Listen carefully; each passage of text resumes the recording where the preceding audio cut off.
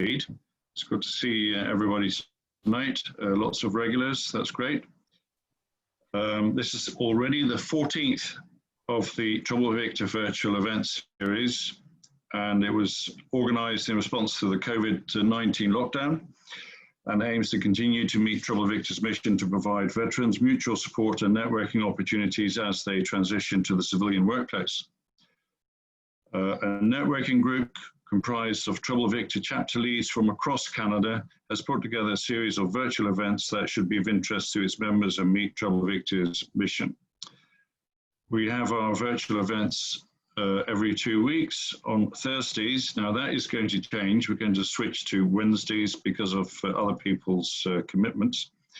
But the time of 1900 Eastern has been selected to accommodate the different time zones across Canada so that people from New Brunswick to British Columbia can join in.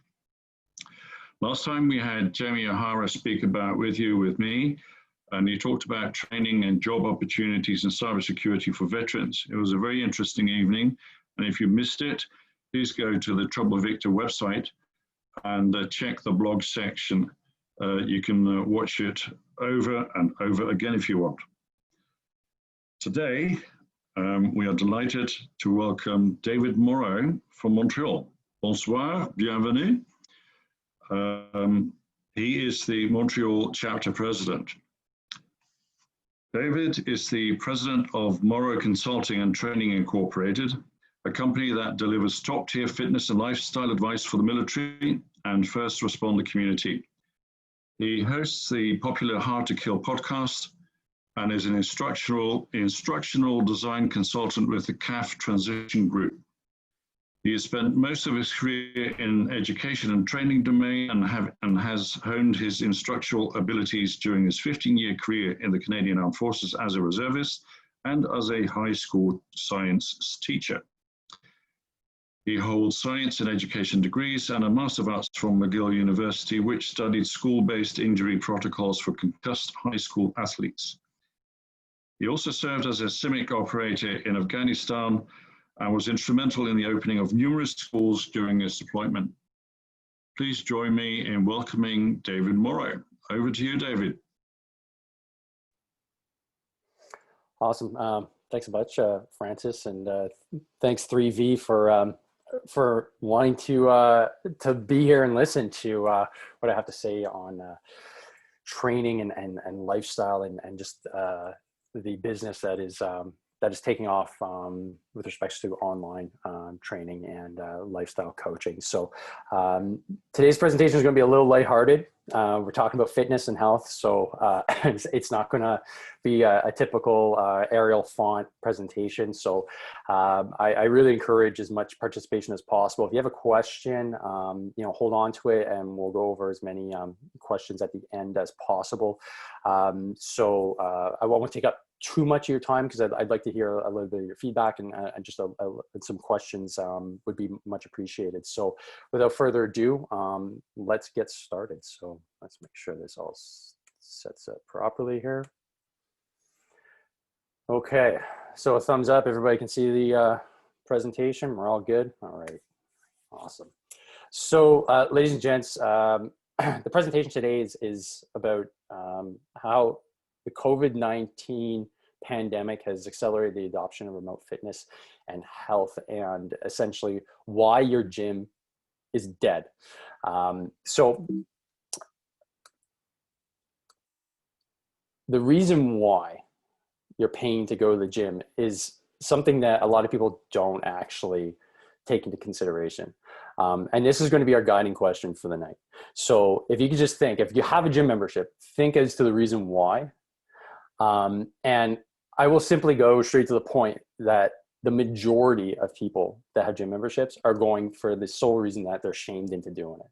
A lot of people that end up going to a gym have a negative feeling with like, oh, I gotta go to the gym today. I haven't been in a few weeks. Or, man, I gotta get my stuff together. I actually gotta, get in the car. I'm not gonna be able to make it today. You know what? They changed the smoothie bar. The trainer that they have there is no good anymore. There's so many negative emotions associated with the gym a lot of times that it's hard for you to actually get results with respects to your fitness, because you're going to some place that you already don't like.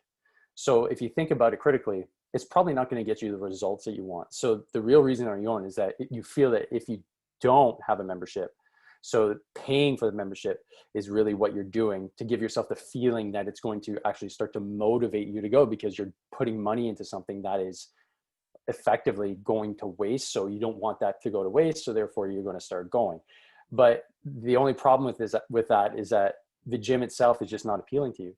So no matter how much money you throw into it, it's not actually going to get you the results you want. So you think that the gym is the only place that can actually get you fit. And what we're going to look at today is really the other options that can actually get you results. So if we just take a snapshot of like the fitness industry, just as a kind of as a whole, like typically most gyms have a 30 to 50% increase in sales in January. And the point of this whole model is that gyms, and having worked in the gym, the goal is not to get you fit. The goal is to get you to pay rent effectively. Most gyms have a model where you need to have approximately 10% more clients than there is actual equipment. So with that being said, they know that you're not going to show up.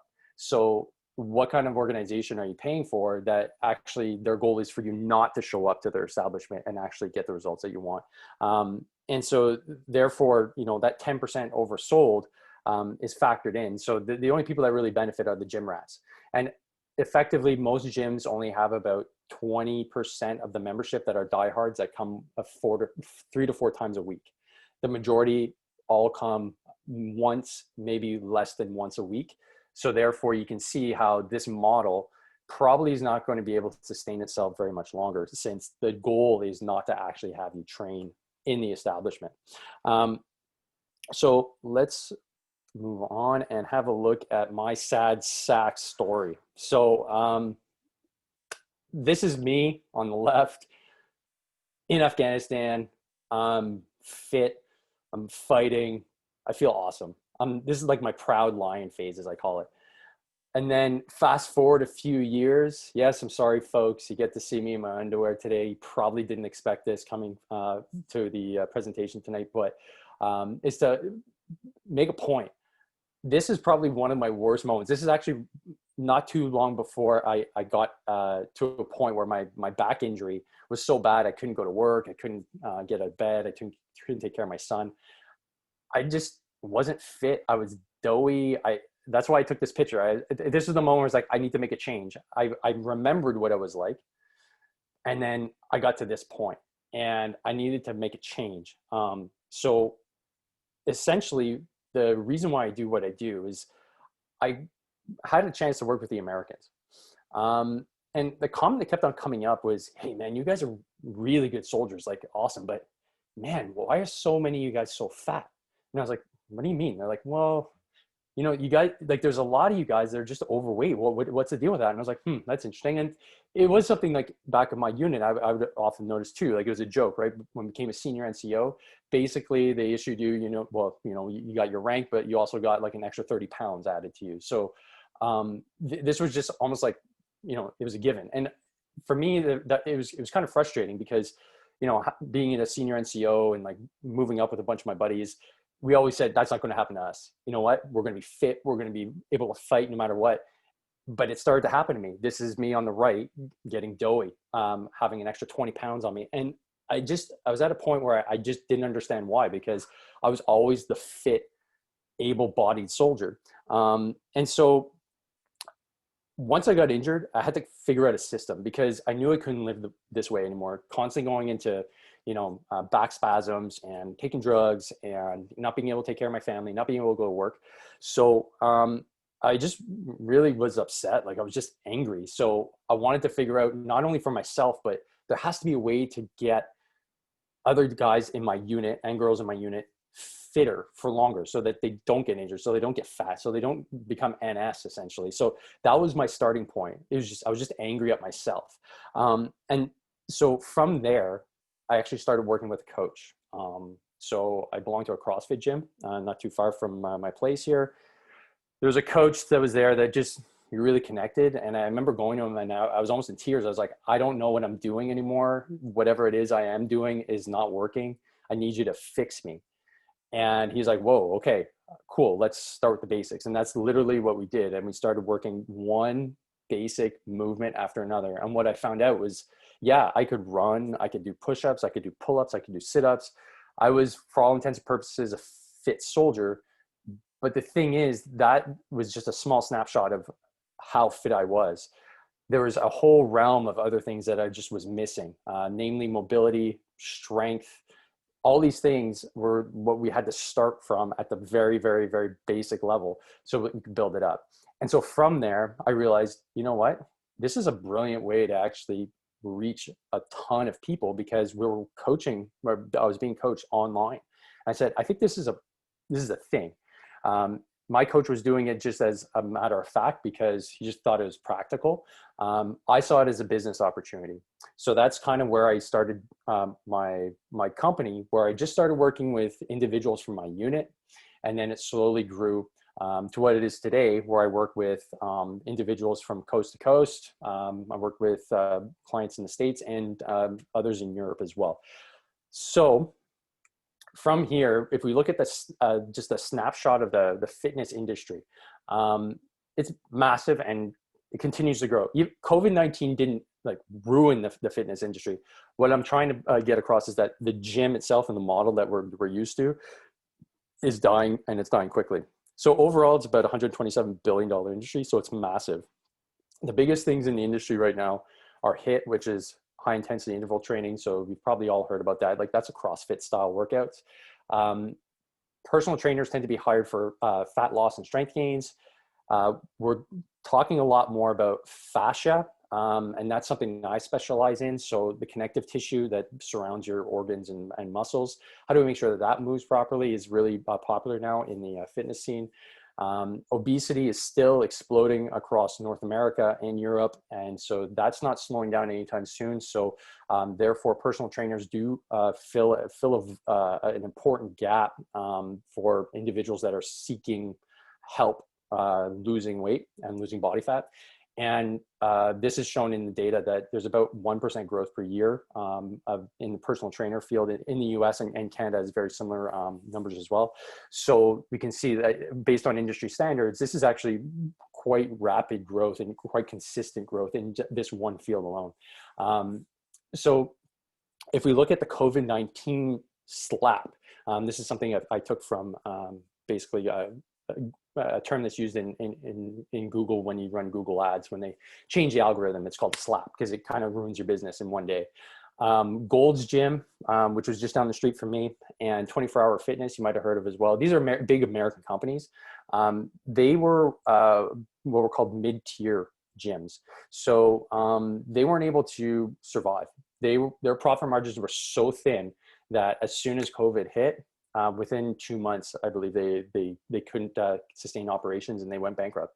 So that's the first sign that the model is being shaken up, and that the gym model as we know it is starting to be drastically changed. So we're seeing a polarization into your boutique or performance gym. So think like CrossFit, where you pay a much higher monthly membership fee, but you get significantly more one-on-one and group training style classes, where you actually get to see a trainer on a regular basis.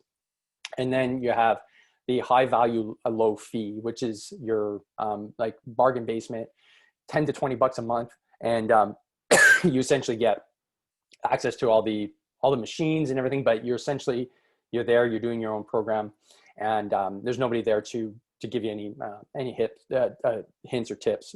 Is basically pay and play. So I'm choking on a piece of. My wife made me a delicious apple crisp for my birthday today, and now I'm choking on it. It's a piece of oatmeal. So if we look now at the dynamics of how online training fits into this whole new training world.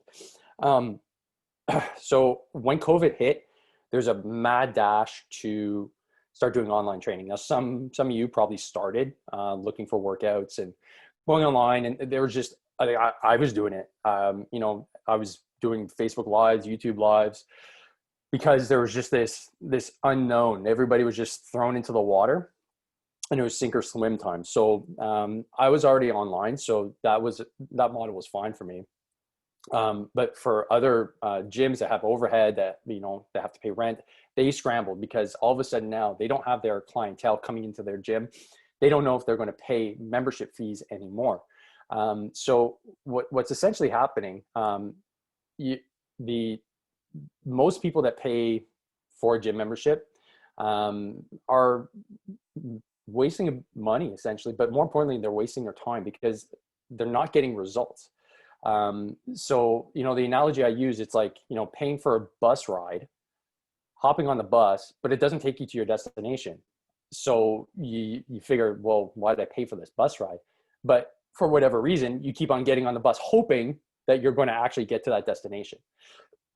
And this is typically how the gym model works.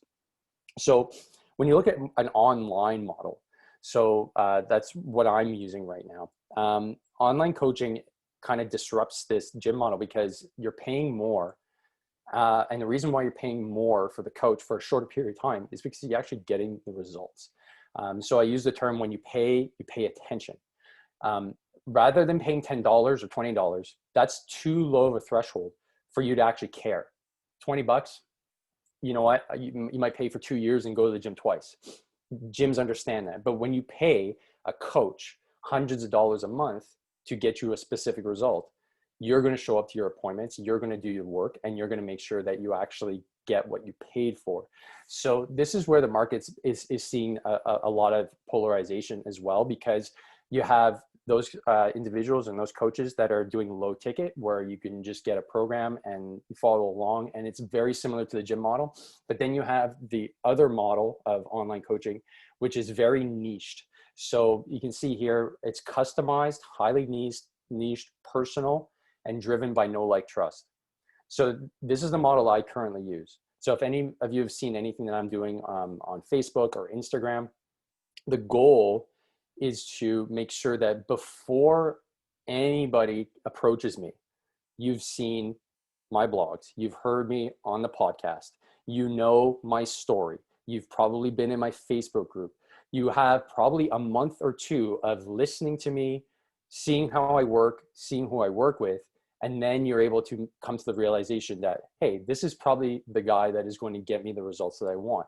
And that's the reason why I work with the veteran and military and first responder communities, because I understand them. I am one of them. And this is where coaches online are starting to really make a difference, because the results are actually what you want. And so if you go online, you can find, for your specific need, you can find somebody, I can pretty much guarantee you, exactly for what you want. I, serve a need on the athletic side and the pain management side. But for other veterans and other members of the military, they may not find my message appealing because that's not what they want. So they can find somebody else that's in that domain. So that's where the beauty of kind of the market has shifted, because I can work with a global audience now, rather than, people coming to my shop or coming to my gym. So that gives me a lot of latitude, and it gives me a lot of ability to actually be kind of creative in the market, because I can take a hit, something like COVID, because COVID for me was actually a benefit, because I had the ability to maneuver, and I had the ability to actually make things work for people that didn't have a gym anymore. So we could be creative, so we could still get the results that they were actually looking for.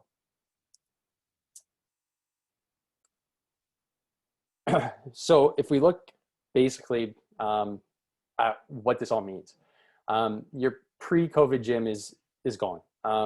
They were on rocky foundation to start with, but just seeing the bankruptcies and just seeing how it's morphed and transformed the gym business. If we look anecdotally just at my gym, they've had to adopt a much more agile and mobile or online presence than they did before. So the changes you're going to see are, you're going to have more online classes.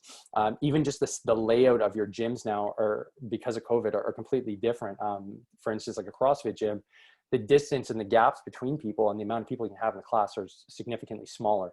That means you have less community engagement. That means the whole connection, human connection aspect of a CrossFit gym is more or less being lost, which is pretty much its secret sauce. If you take another model like a Econo Fit, those gyms will still have a place. However, because of COVID, you're going to see that they're going to be offering different services so that they can actually keep people engaged if they can't physically get into the gym. So the gyms that are going to survive, we're in a Darwinian struggle here, are going to be the ones that are going to be able to adapt and overcome the fastest. And we'll see a lot of innovation come out of this. And this is a net positive. The industry is going to keep on growing. And we can see things like home equipment the sales have exploded. We can't keep up with kettlebell sales or any training implement sales because they have to be shipped from overseas. So if you're looking to set up a home gym now, okay, it's going to be difficult. If you had set it up a year ago, you're fine. But that doesn't mean don't think about getting the equipment now, because this is probably going to be something that's going to be affecting us for the near, medium, maybe even to long term, where we have kind of a stop-start cycle with gyms and training. So that would be a really strong recommendation on my end, that you actually have a plan to actually be able to train from home. And that's where online training models can really have an impact. So let's ask that question again, like, why are you still paying your membership if you are paying a membership? So always ask yourself these three questions when going to start a new year. Let's say in January, like, I'm going to start going to the gym. What are your goals, or what is your goal, which is going to be critically important. If the goal is just to go to the gym, that's doomed for failure. The goal needs to be very specific. I mean, we can talk about SMART goals, but essentially if you specify your goal and you can measure it and you have it time bound, you're golden. And if that's to lose weight, well, how badly do you want to lose it? That's question number two. How badly do you want to actually sacrifice to get to that goal? There's always a sacrifice that's needed. Sometimes the gym is counterproductive in that sense, because if you want to lose weight, great, you can go to the gym, but is that the issue that's really holding you back? Is it the activity? You got to actually take a step back and maybe have somebody actually look at your habits and determine, well, it's not the activity levels that's causing the issue. It's your nutrition. So take the money, spend more on food, high quality food, than going to the gym. And lastly is, do I need the gym for this? That's basically what it comes down to.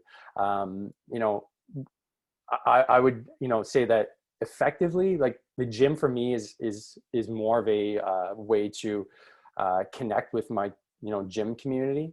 I have what I need here at home. I can train for what I need to train for at home, but I still like going to the gym because there's a connection there. So that being said, do the evaluation yourself and determine whether or not that's something that you would see as, benefiting your goals long term. So at the end of the day, the goal here is to find your why. And if you have your why, and then you're able to establish your goals, this is a great starting point. And this is where a coach like myself really digs in to try and find out why you actually want to get to that next level, and why you've been struggling so hard to get there, and why you want to actually invest in this type of training, because that's essentially what it is. It's an investment for long-term health and longevity. And that's where, I get my greatest satisfaction, is seeing those that I get to work with in our community that are actually able to go out and do things that they weren't able to do. For example, like, one of my clients was working on outside of his house shingling. And I asked him, like, you're shingling?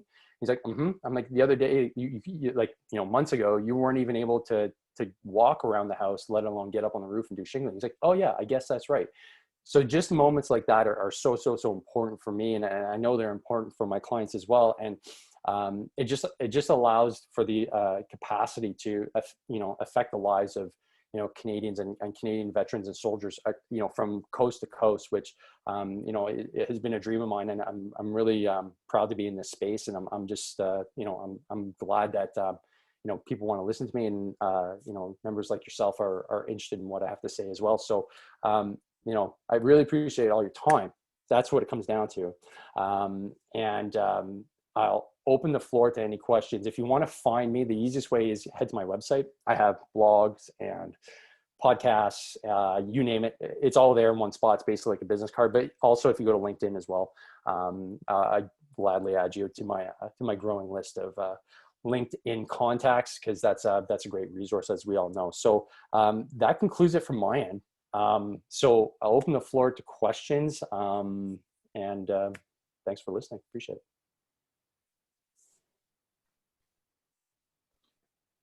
Thanks for that, Dave.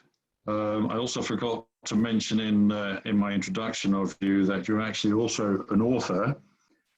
Hope you can see this, and it's by Dave. It's about injuries and so injuries that people have incurred and how to get over them. And perhaps you want to spare a couple of minutes talking about that as well later on. We do have a couple of questions. I recall Dan Fornan has a question.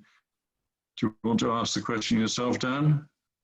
Yeah, sure. I was just looking at different models that you've been studying. So you mentioned sort of the gym, the economics of the gym is fading, and you mentioned sort of the regular gym. Are you seeing the same kind of stress on the CrossFit model? And are you seeing the same kind of stress on the Good Life model? Yeah, that's a great question. So what I see anecdotally from the CrossFit model is good. It's again, a Darwinian thing. Good gyms are the ones that are able to adapt and overcome faster. My gym did a great job at retaining people because they'd already built an awesome culture.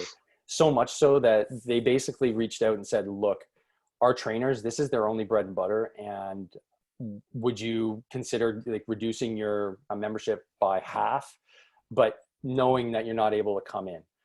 Because this is going to, keep our trainers able to like put out content and make sure that we can keep on training. And overwhelmingly, everybody said yes. That would not have happened if your culture was poor, in my opinion. So the gym kept on rolling. They started renting out equipment. So they started getting entrepreneurial. And so I think those gyms are the ones that are going to survive. CrossFit gyms as a whole are probably going to start taking a hit. We're going to start seeing it as well, because again, if you don't have that good culture, people are going to migrate elsewhere because times are getting a bit rougher. Spending almost $200 a month on a gym membership that you can't physically go in and have the one-on-one service or the group dynamic that you once had, I think is going to have an effect on the gym culture at CrossFit style gyms. But that's to be seen if that susses out in the economics. And you mentioned Good Life. Now, Good Life, Good Life, I used to be a member of. Will it survive? I think yes, just because they're so large. I think they have a pretty good market share, but don't quote me on that. However, their model is more of they have more of a boutique model, and I don't remember what their membership fees are like, but they'll probably end up surviving as well, because if they fit a specific niche and people are willing to pay, they'll come. But the danger is if you're in the middle and you're just kind of wishy-washy like Golds and 24 hours, they couldn't compete, because why would you pay mid-tier when you could pay half and go to an EconoFit, or pay more and get significantly more training from a higher quality coach? So that's why the middle just got washed out in the last few months.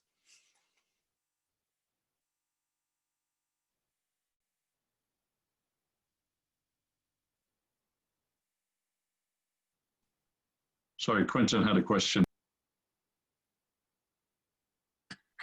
Yeah, just unmuting. Sorry, it took me a minute to get in there.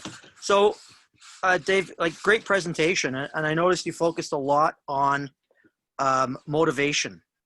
So it seems to me that, if you start from the premise that people don't like going to the gym, which is a bit foreign for me because I'm a bit of a gym rat, but if you start from that premise, how do you motivate people to actually work out, get fit, stay fit, aside from charging them a ton of money? Yeah, great point. So if you picture the gym as basically a series of habits that you need to implement in order to get there.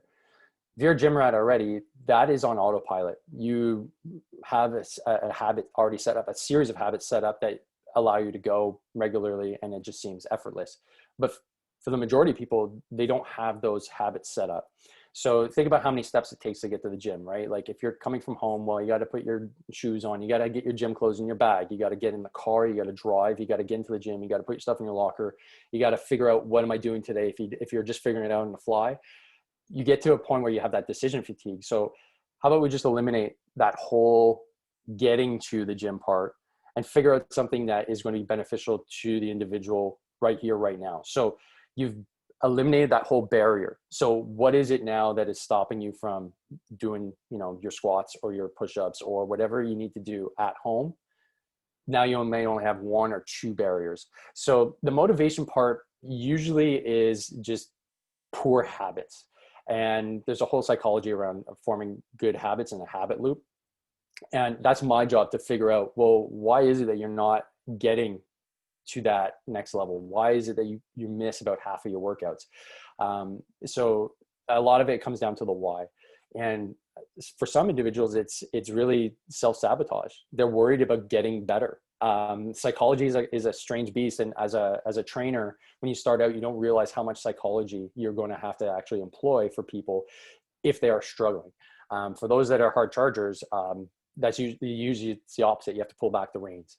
So I don't know if that answers your question, but effectively it's getting into somebody's habit loop, figuring out what's broken, trying to fix it so that they can get much better habits. And that works for nutrition, and that works for, recovery and all the other factors that relate to health as well.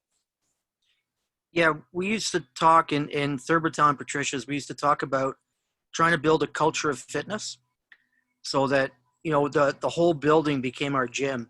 So anytime, we had a gym inside the building, we had two, but any time of the day or night, you could walk into that building, which had a big central hallway, and you could see it, soldiers doing wind sprints or soldiers flipping,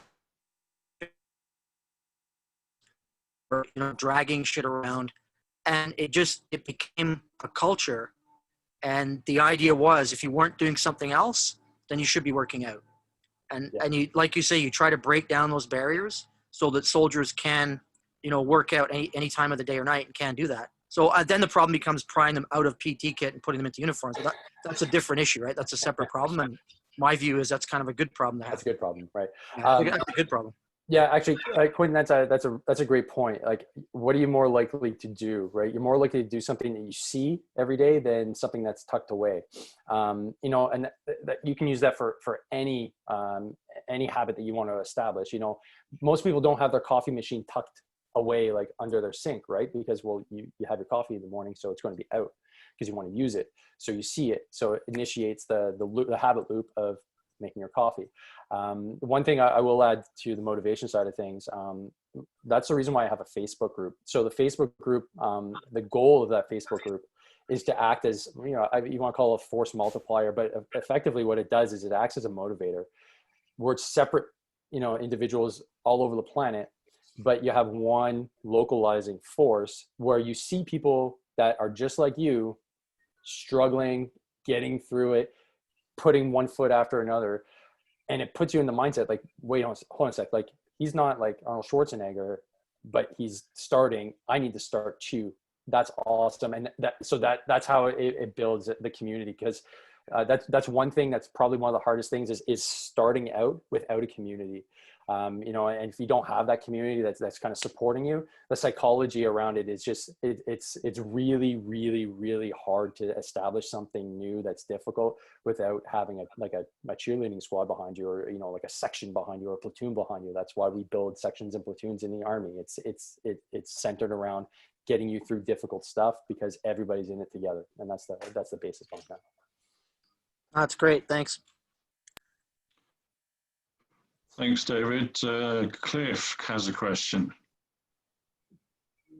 David, thanks very much. Since our first conversation, I still think I'm working on refining my fitness goals besides don't become fat and age gracefully. which may be enough of a fitness goal. But one of the best things that I think in hindsight ever happened to me was the Staff College gym here in Toronto got closed for mold remediation, which forced me to do a bit of investment for some home equipment. And now I can't imagine not having home equipment, but I'm never sure I have all of the right stuff. I have stuff I use, I have stuff that I like. What are the things you'd say are kind of must-haves in a home gym?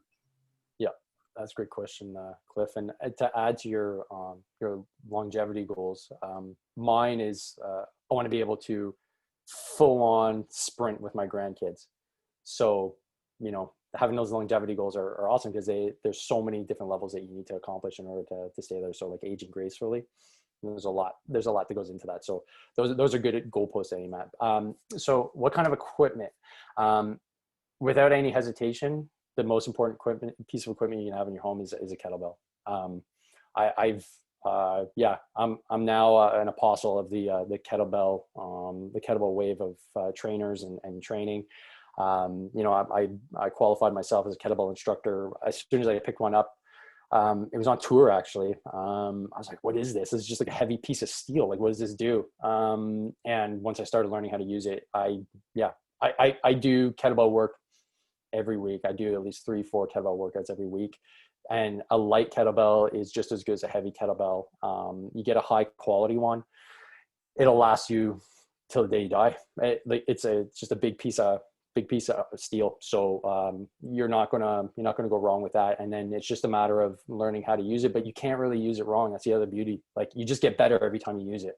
So that would be my number one. And then obviously a good pair of running shoes. Quick follow up, because that helps. I have one kettlebell. I love the thing. It's only 35 pounds. Should I get a suite? Should I get some different weights of them? Or do I just take the 35-pound one and swing it around and it feels good? And I'm with you. It's interesting that you mentioned that. I carry it around with me when I travel. Like, I put it in the trunk of the car. Yeah. So a kettlebell workout, you know, and they're typically called flows. If you do a 10 to 15 minute kettlebell flow, and I use a 12 kilo bell, so, you know, it's just around 25 pounds, not that heavy. I'm sweating. My heart rate's close to threshold. I'm breathing hard. Like, it is a workout. It's better than running because it doesn't put any pressure or stress on my joints. It's how I got ready, you know, about 2 months before I started my marathon prep, which I'm doing right now. I was doing a ton of kettlebell work because I didn't want to put the added stress on my knees, because my knees are not in the best shape. So I would say, build that cardiovascular engine and strength. You cannot go wrong with a kettlebell. And it's really as simple as, you know, picking it up and starting to swing it, and then, you know, have somebody just look at your form and see the little things that are going wrong. But there's so many exercises you can do. It's so versatile that's a no-brainer. I would say have a 12 kilogram kettlebell as a bare minimum. And the other one I have is a 32 kilo kettlebell. I have a few others that are in between, but they're standardized. So they're the same size, even though they're much heavier, and they vary in weights.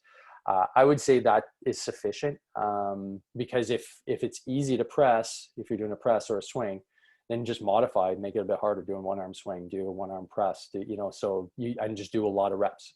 It's all about reps. It's Russian style. The Russians are all about reps. They call it greasing the groove. They don't necessarily believe in just doing heavy all the time. It's doing as many reps as possible, putting the time in, and then building yourself that way through stamina and endurance. Great, thank you. Edmund has this question. Dave, the Peloton model, do you think that it's a gimmick and a passing fad, or do you think that there's a potential, especially in a COVID environment, that would pique sort of people's interest and steal from sort of like market share from the gym sort of era? And is it like just a passing thing, or do you think there's actually some steam behind it? Yeah, they've got a really interesting model, because they're a subscription based service that seems to be chugging along quite well. I think it's going to have it. Obviously, it's going to plateau at some point. Now, I don't know the exact numbers. All I know is that their market share keeps on growing. And considered getting one as well. However, I don't know. It's very niched. It's very niched.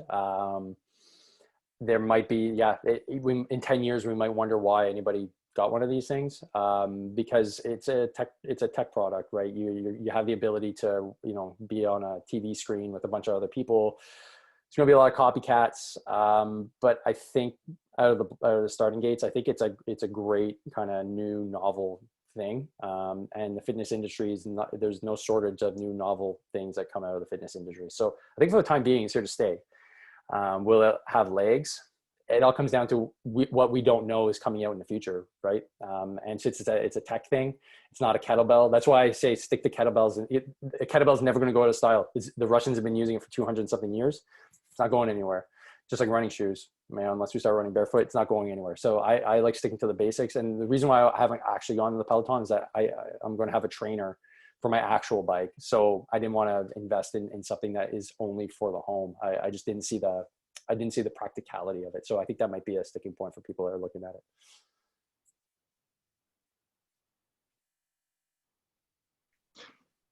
We have another question from Tim. Patrick. Hey, Dave, great presentation. Obviously, COVID has accelerated the adoption of many trends, many of which were already in place. But kudos to you for jumping on the online fitness training. I've actually been using an online fitness trainer through COVID, and a lot of people say, why don't you pay for the $9.95 a month version instead of the $50 or $70 an hour version? And my feedback has always been the online subscription pieces can't give you feedback.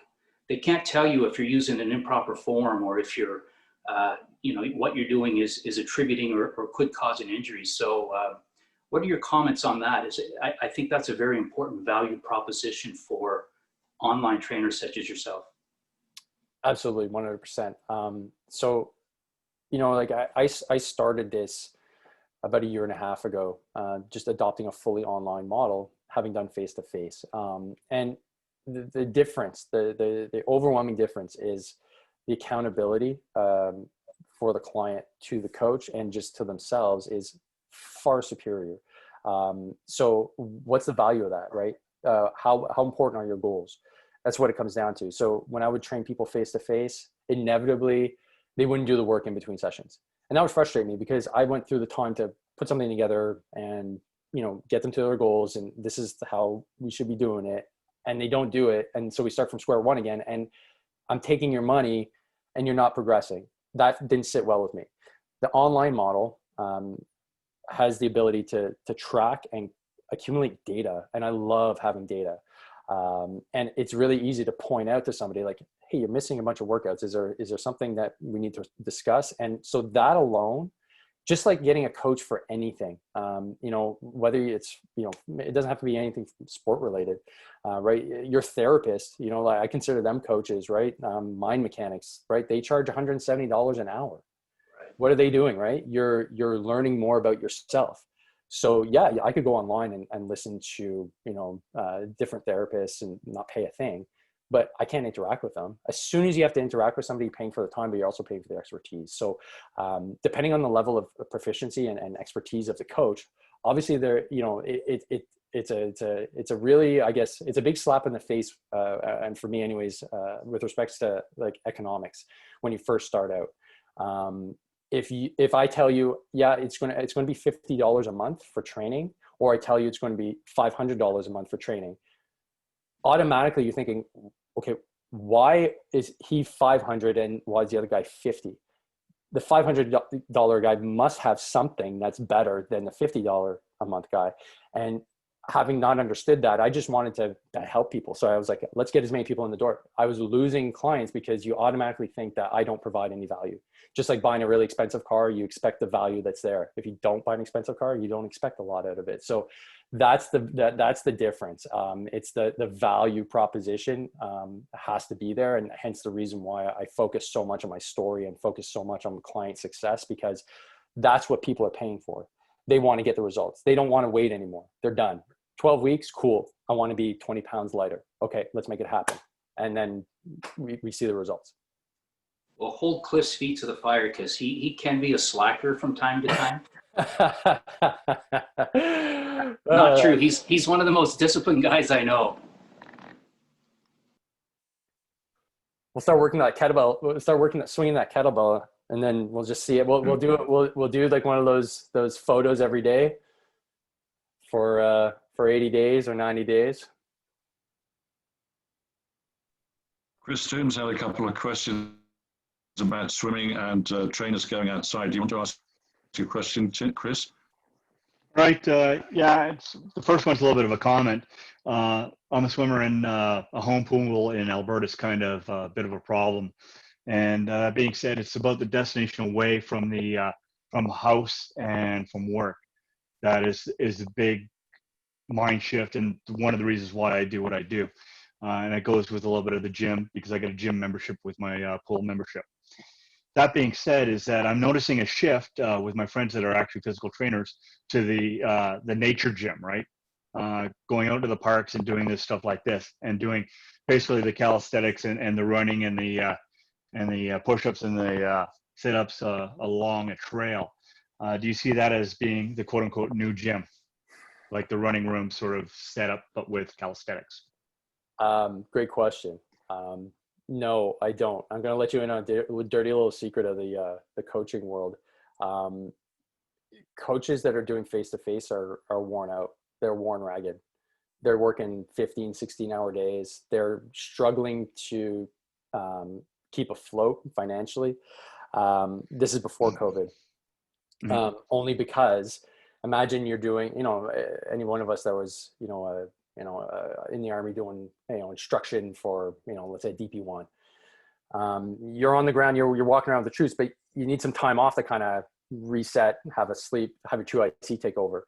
Well, imagine you never get that rest, and you're doing your financials. You're trying to work a business at the same time.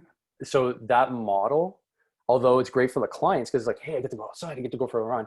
The reason why they don't last very long is because the coaches burn out. And that's just the law of economics. So do I see it I see it sticking around, but coaches will inevitably, if they're in the game long enough, will inevitably figure out that this isn't sustainable. In my world and what I do, I used to do just one-off kind of seminars, very specific. It was actually swimming, because I used to be a swim coach and a competitive swimmer in high school, just for a handful of my own clients. And I didn't invite other people. So yeah, I don't know if that's going to take over, just because it's the economics. It's not the fact that it's not a great service. It's just the economics of it is really hard for a trainer to maintain over the long term. So yeah, the boot camps and everything like that, you see them, but it's always ebbs and flows. The same trainer doesn't end up doing it. And then once the trainer goes, the clients go. So they have to find somebody else because they get an attachment to that trainer. So it's a very volatile type model. To answer your question, I don't see it as becoming like an overwhelming trend, even due to COVID. I think I didn't speak clearly, because I think we might be talking about two different models of the training system. Is that with the running room, when they have the running, the runs of the night sort of thing, it's basically a dozen people that are actually getting put through the PT. So it's basically a section thing, and the trainers are only doing one syndicate a day. Sort of thing. Okay. So, okay. I see what you mean. Because I've done the running room stuff before, and that's awesome. So yeah, I guess to answer your question on that, that's a based upon a particularly successful business model, and they have that as a part of the community build. Will they do more of it, I guess, is your question? Maybe. It's more along the lines of actually the calisthenics, doing the CrossFit type stuff. You know how we used to calisthenics when we go for our runs sometimes back in the day? That sort of thing. When you have the whole platoon out, and then it's like, okay, everybody freaking hit the ground, do some push-ups.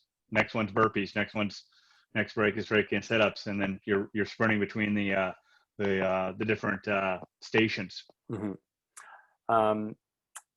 All I know is that civvies eat that stuff up with a spoon, but I don't do it anymore. Like, you were in the Army, cool. Can we do an Army training? I'm like, all right, will it catch on? I think it's at a saturation point. Like we see the things that they're really taking off in the fitness industry are still high intensity interval training, and fat loss and strength gain, which never really changes. So you can try and kind of change the medium, I guess, but at the end of the day, people want a sense of community if they're going somewhere, and they want something that's a novel. And so like the running groups will probably always have a space, but I don't necessarily see it kind of turning into, because of COVID, anything bigger than it already was.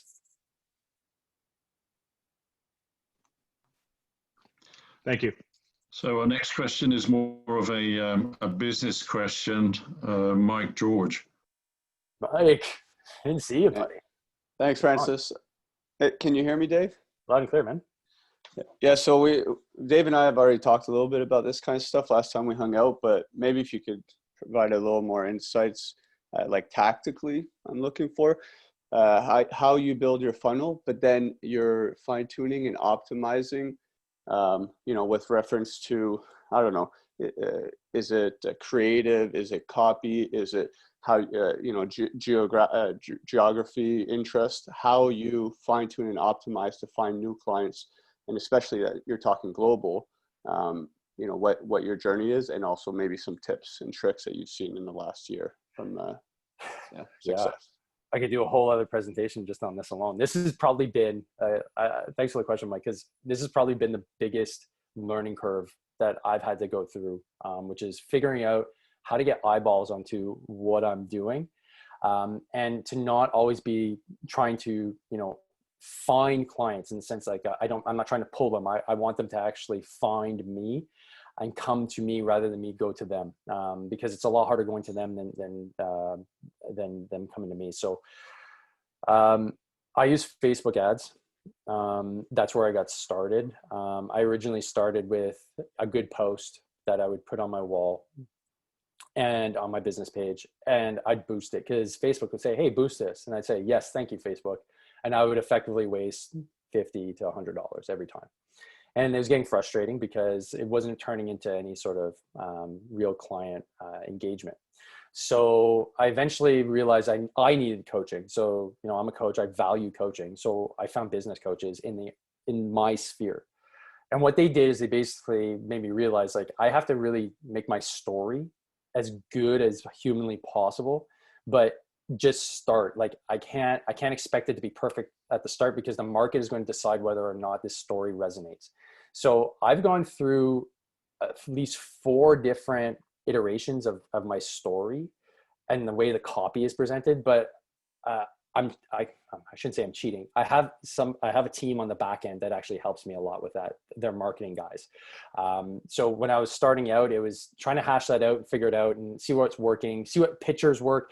These are all things that it comes down to really being as scientific as possible. And what's great about Facebook is that you can zero in on your demographics. So for instance, I zero in just on the Canadian market. I only advertise the Canadian market because I learned the hard lesson of trying to advertise to the American market. I didn't connect. And on top of that, the American market that I was getting was not converting for, a bunch of different reasons. So I said, okay, well, my whole model was around getting veterans out of pain and getting them moving better, because that's what I did. But what was happening was that I was pushing so hard to get veterans in and to get them to be, part of a program that I'm running, but they weren't converting. But I was converting the younger guys, and they were in the forces. They were looking at things like, hey, I want to, maybe try jump selection, or I want to, potentially go try out for selection in a year or whatever it may be. I was like, oh, okay, yeah, well, we can work on strength and endurance and all that stuff and swimming and whatever.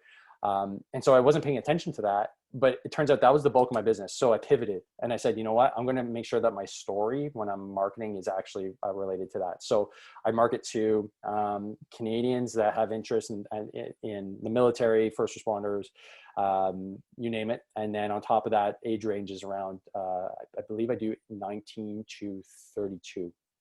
So if you're not seeing ads from me, it's probably because you're just not being targeted. And that's where a lot of the cost savings comes in.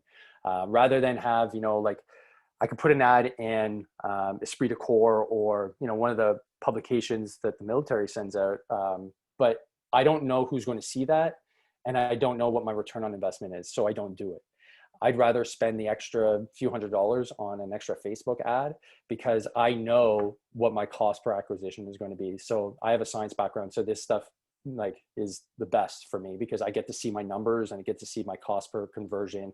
And these are all things now, like if we're talking like the future of, you know, online businesses or just businesses in general, you know, whether you enjoy, you know, Facebook and I agree with what they're doing and how they're impacting, you know, global politics, it is a powerful engine for anybody that's in business. And, you know, I wouldn't be able to be in business right now if it wasn't for Facebook. So it's a double-edged sword. I am concerned about their footprint on, you know, global politics, but I do also want to have an impact with the community that I'm in. So yeah, so I have to kind of leverage those too. But ultimately, yeah, the Facebook ad has been a huge game changer, but making sure you do it smartly and you iterate every time that you see an improvement, iterate on it again and again and again and again. But if you don't have a good story, Mike, like your story is awesome too, right? If you leverage that as much as possible, that's where people are going to resonate because you can sell and market. Why is Jennifer laughing when you said that?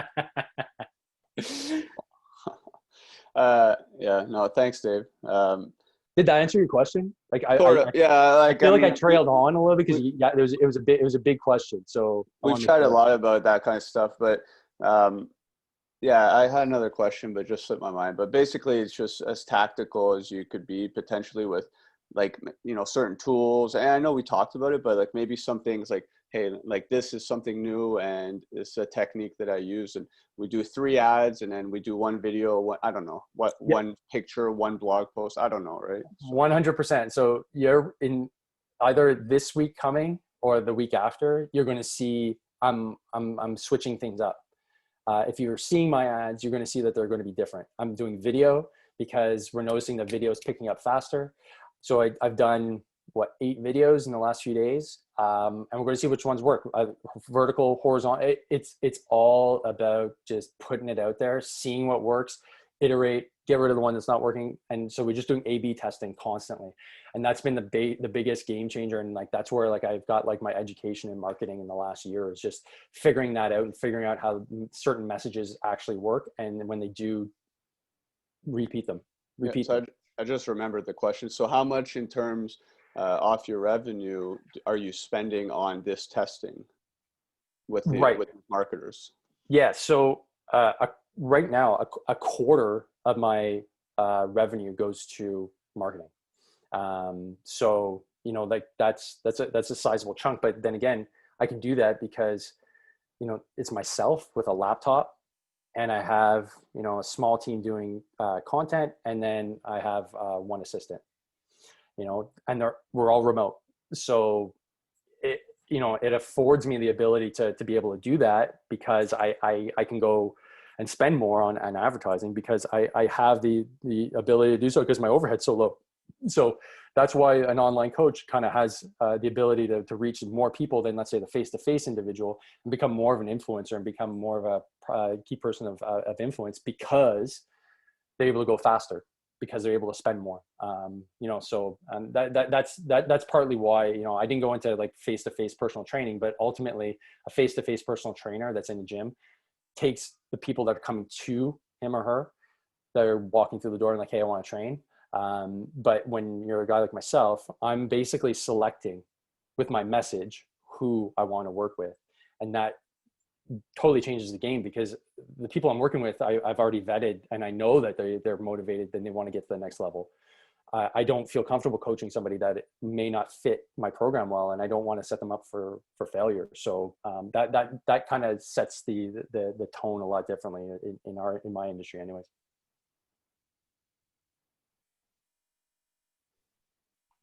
Thank you. Thank you for that, Dave. There's a lot of chatter on in the chat group about bacon and scotch. I'm not sure. Anyway, are there any more serious questions? We're reaching the end of the hour that we allocated to this. Haven't heard Joel yet. He usually speaks up. If we're talking about farmers, I have farmers around my house here, and they're all very, very fit. But that's because they toss hay bales. Francis, I was going to offer to do a Zoom from my woodshed while splitting wood, drinking coffee, eating bacon, and adding whiskey to that coffee. Because I think, we haven't taken CrossFit, Dave hasn't taken CrossFit to its natural conclusion for some of us who are older, which is we have to blend our curmudgeonly nature with the swinging of a sharp implement, the drinking of coffee and whiskey. And that could bring Sammy in, because you achieve a certain zen at that point, which I don't think yoga can actually achieve.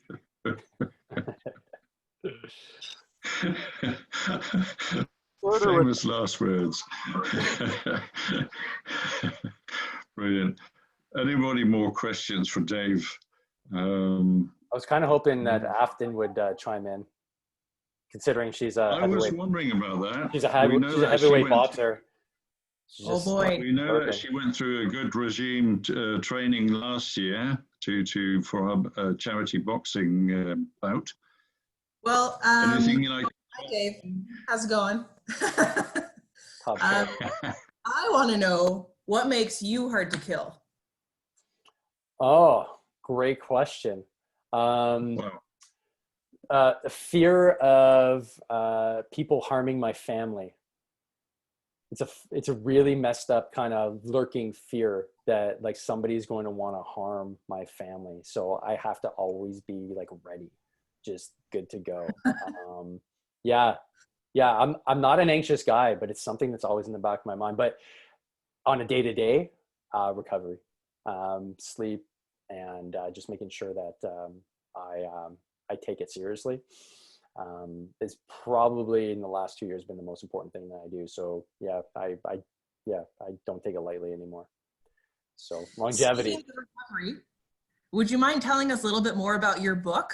Because I've read it and I'm a big fan. First time caller, long time fan. Thanks.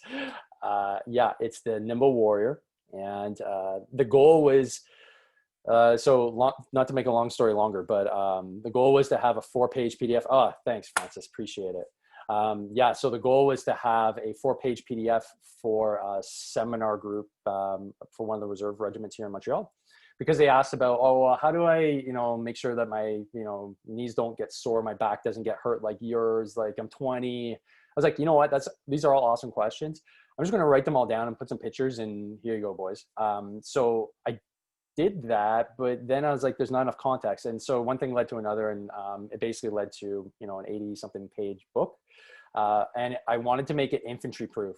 So I took pictures with like literally like the foam roller and like the lacrosse ball as close as possible. Like, do this for 30 seconds, do that for 30 seconds. If your, shoulders aren't moving well, just do this. If you don't want your back to lock up like mine, do this. And so it was just really straightforward, and I laid it out as simply as possible for my infantry brothers and sisters out there. So Afton, I'm glad you enjoyed it, but that's it. There's nothing more complicated than that. It's a very short read, but the goal is to just have warfighters in their jobs as long as freaking possible, and not have to lose their careers because of something silly like a knee or a back injury that is preventable.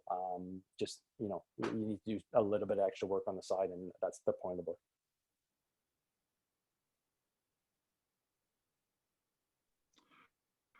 Very good. I think there's one more comment. Jennifer is sharing the title of the book, The Nimble Warrior, and you can find it on Amazon. And it's written by one David Morrow. That's right. Thank you. Anyway, I'd like to wrap up. Thank you very much for speaking to us tonight, David. That was brilliant, and we have had lots of good questions. The next event is in 2 weeks' time, but it's on the Wednesday. It's on the 14th of October, and our speaker is going to be one Scott Taylor, the publisher of Esprit de Corps. Thank you very much for joining us. If you have any comments, suggestions, criticisms, please contact me or Samia or Cliff. Look forward to seeing you again. The organizing group, Quentin and Rob, if you could stay behind, we can talk about the next event. Thanks for joining us. Cheers.